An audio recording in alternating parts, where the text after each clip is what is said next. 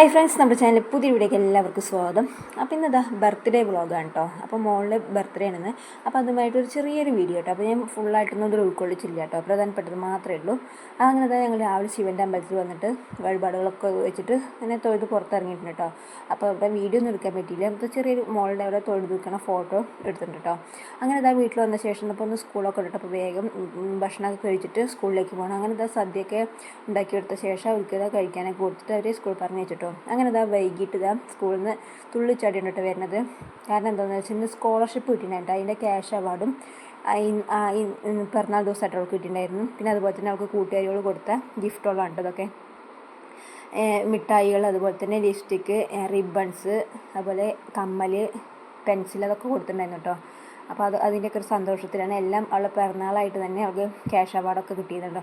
പിന്നെ അവർ സ്കൂളിൽ ആരതി വീട്ടിൽ നടന്നിട്ടുണ്ടായിരുന്നു കേട്ടോ. അപ്പോൾ അതടുത്തത്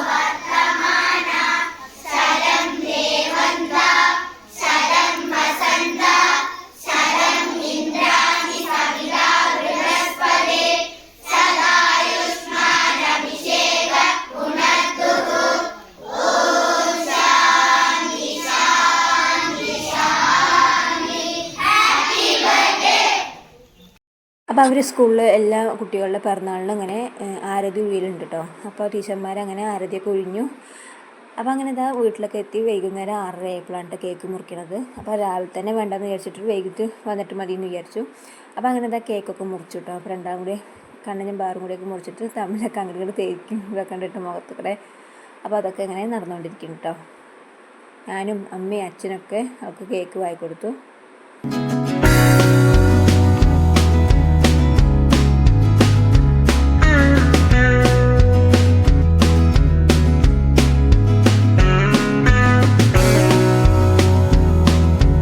അങ്ങനെ കേക്ക് കട്ടിയിലൊക്കെ കഴിഞ്ഞു കേട്ടോ. അപ്പോൾ അത് സ്കൂളിൽ നിന്ന് കിട്ടിയ സർട്ടിഫിക്കറ്റാണ് കേട്ടോ, സ്കോളർഷിപ്പിൻ്റെ. പിന്നെ ക്യാഷ് അവാർഡാണ്. കണ്ണന് 4th റാങ്കും പാറുവിന് 6th റാങ്കായിരുന്നു കേട്ടോ. അപ്പോൾ ബൈ. ഇന്നത്തെ വിശേഷം ഇത്രയേ ഉള്ളൂ. ബൈ.